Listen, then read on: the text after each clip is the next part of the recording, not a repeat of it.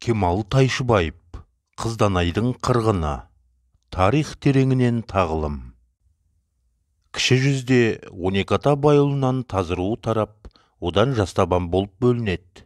Ұраны Бақай, Бақай деп ұрандағанда адайлар да бірге көтеріледі. Себебі шашақты қара күң деген анамыз таз бен адайды Қызылшақа нәресте күнінен киіз қалпаққа салып бағып жеткізіпті. Атақты Төремұрат батыр осы таз арысының ұрпағы. Әкесі Тайбек есімді адам. Тайбек атамыздың бәйбішесі Батыр атамызға жерік болғанда 2 жылан жеген екен деседі. Әйелінің мына қылығынан сескенген Тайбек кезбе дуанаға бала шықса, әйелің маңдайы жаудан қайтпайтын батыр ұл табады, атын Төремұрат қой дейді. Төремұрат өнерлі, ерке бұла боп өсті. Қайда ойын той болса, бұлда бозбала серіктермен сонда. Күрес десе күресет, садақ сайысы, найза қағыс ойындарынан да қалмайды. Елдерінде жас кезінен кірпігі ішке қарай өскендіктен, ақ кірпік атанған малды жандадан бар еді. Руы жастабан, қарындас жақын болмағанмен аталас ағайын. Сол ақ кірпік көп мал беріп, кедейлеу бір шаруаның елде жоқ ай десе аузы, күн десе көзі бар бір сұлу қызын алды деген хабар дүңкете қалады. Қыздың азан шақырып қойған аты Дана екен. Өсе келе шешендігімен, көсемдігімен көзге түскен соң, Қызданай атаныпты деген қауесет алыс жақын елдің құлағын елеңдетпей қоймайды.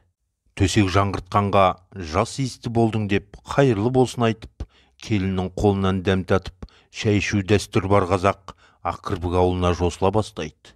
Бірде Ақкірпік ауылына бір топ жігіт желең бозбаламен Төремұрат та келеді. Келген жігіттерді сынау үшін бе, ол кезде әйел затында бола бермейтін әдет істеп, қонақтардың қолына келіншектің өзі су құяды. Өзгелер саусақтарының ұшын шылағанда, Төремұрат құмандағы су біткенше қолын жуа беріпті.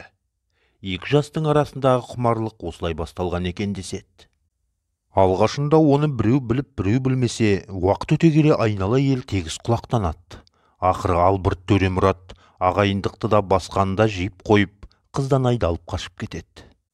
Ағасының көзі тірісінде жеңгесіне үйленуге шариғат қоспайды. Мұндайда арағайынға бітім сөзін айтатын үлкендердің тілі байланып қалады.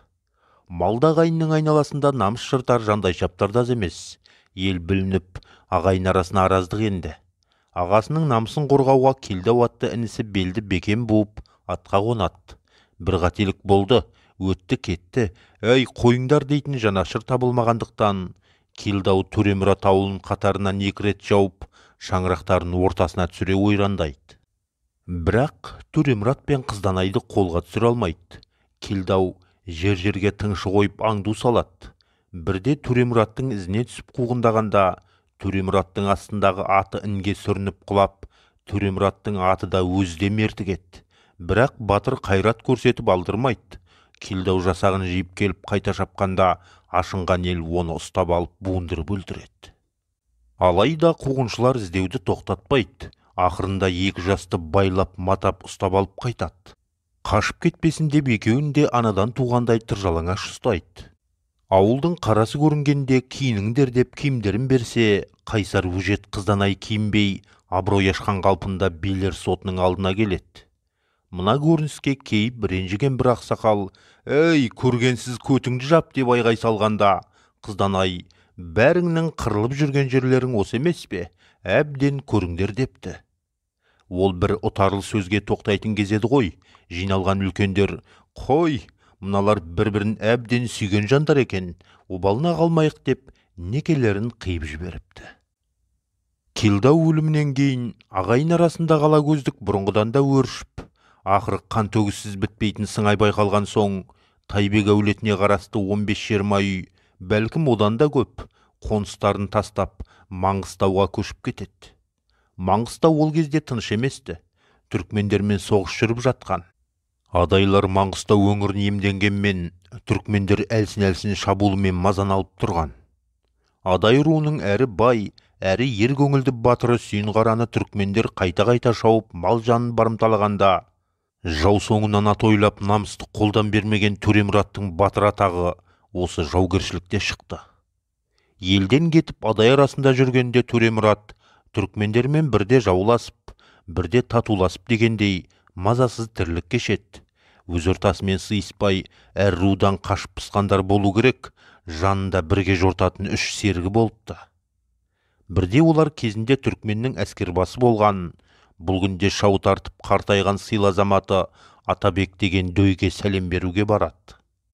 Атабектің үйіне қанша адам келсін, тек солардың үшеуімен ғана қол алып амандасатын, сосын алтындаған кесемен сусын ұсынатын әдеті бар екен. Төремұрат дүзге отырам деп кешігіп қалады да, жанындағы үшеуі бұрын еніп, Атабекпен қолдасып амандасыпты. Төремұрат кіріп келіп қол ұсынса, көрмеген, елемеген болып қолын алмайды. Әдетінен айнымай алтындаған кесемен сусын ұсынғанда, қитыққан батыр кесені қағып жібереді. Сусын төгіліп кесе сынады. Төремұрат көрсерге қол таппай, ішерге су таппай келгенім жоқ деп орнынан тұра береді. Сонда Бек, атыңды естігенмен жүзіңді алғаш көруім. Алдыма қанша адам келсе де, үшеуімен ғана қолдасып амандасатын әдетім бар еді. Жаныңдағы серіктерің сені күтпей үйге кіргенім мені шатастырды деп, Төремұратты тұрғызып қолын алып, жанына қайта жайғастырады. Ат жапан айыбын қоса айтады. Қонағасы жеп, ауылдан алыстап шыққасын, Төремұрат жанындағы 3 серігіне, енді менен аулақ жүріңдер деп, әлгілерімен ат құйрығын үзеді. Бұдан былайғы өмірлерінің оңды болмайтынын түсінген әлгі үшеу айдалада қалып, ақыл-айла ойлайды. Түркмен бегіне қайта барып, әлгі Төремұрат сен шабам деп кетті деп шағыстырады. Бек дереу дабыл қағып қол жияды. Ауылына жалғыз оралған Төремұратты көрген Қызданай, күйеуінен суыртпақтап сыр тартап отырып, бір жайсыздық болған іш сезеді. Кешікпей батыр түс көреді.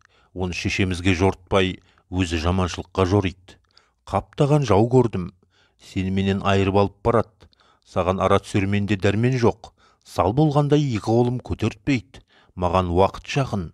Беліңді бекем буа бер Қызданай дейді. Төс қолмен қойғандай іске айналған. Түркмендер жасанып келіп, тұтқиылдан тап беріп, Төремұратты өлтіріп, өзгелердің бірін қалдырмай қырып, мал мен Қызданайды олжалап алып кетеді. Бұл хабар алыстағы ет жақын ағайынға кешеулеп жетіп, олар артынып-тартынып келсе, өлгендердің денелері шіріп кеткен екен. Ешкімді ажыратып тани алмайды.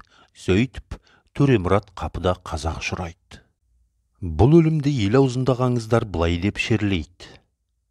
Күйкіден кейін мұрыннан көштің алды бұрылған, түркменменен ұрысып, талай ғазиз қырылған. Төремұрат батырдың өлген жері осы екен, қатыгез жау қайырымсыз болған озалдан. Төремұрат атамыз онша ұзақ жасаған жоқ.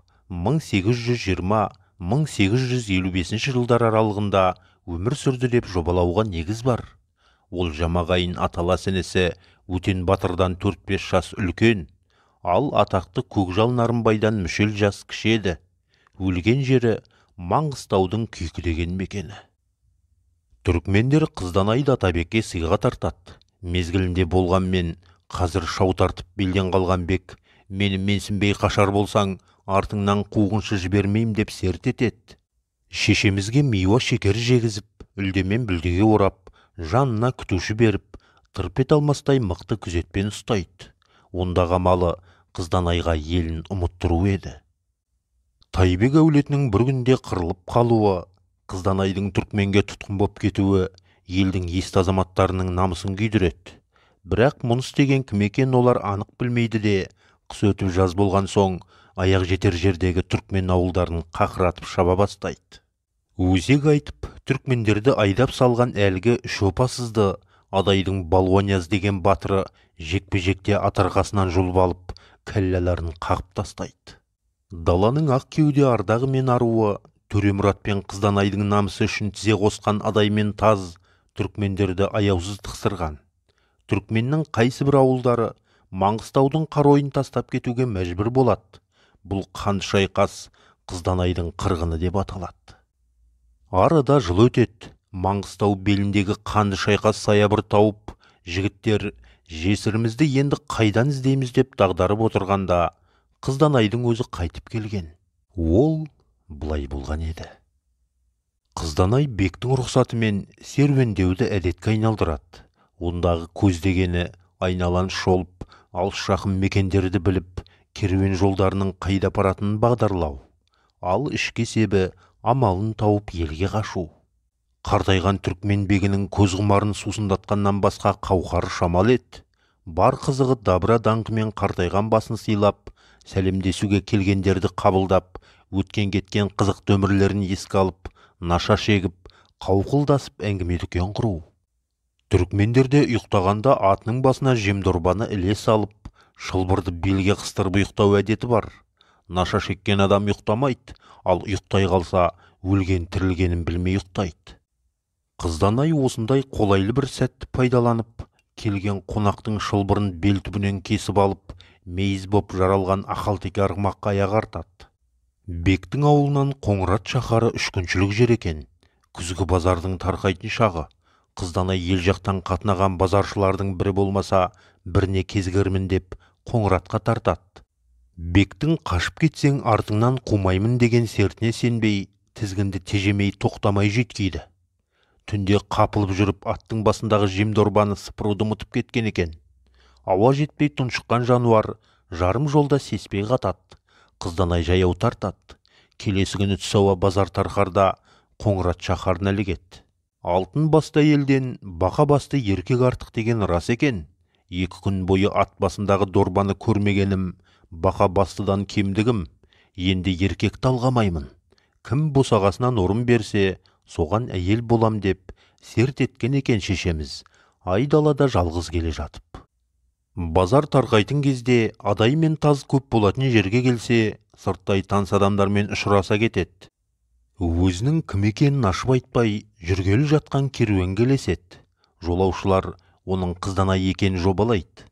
Қызданайдың келе жатқан туралы хабар елге базаршылардан бұрын жетеді де, оны қарсы алуға ауылдан адамдар шығады.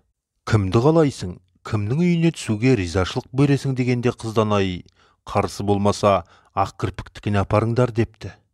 Тағдырдың тәлкегін қойсаңшы, кеше ғана менсінбей қашып кеткен даланың аруы асаулықтан арылып ноқтаға басын өзі сұғады.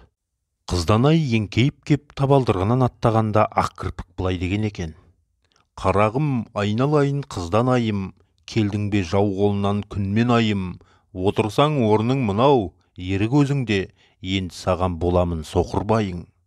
Шешеміз соқырбайымен көп өмір сүрмеген. Алла оған көрік, тіл мен зердені аямай бергенде, бақ пен ғұмырды аз беріпті. Көп ұзамай жалғанмен қош айтысып, мәңгіге көзін жұмады. Төремұрат туралы әңгімелер осы шешеміздің айтуымен ауыздан ауызға тарайды. Кейінгі кезде оның бұрмаланып, боямаланып кеткендері де аз емес. Кемал Тайшыбаев, Қараша, 1999 жыл. Оқыған Сұңғат Ғазизұлы.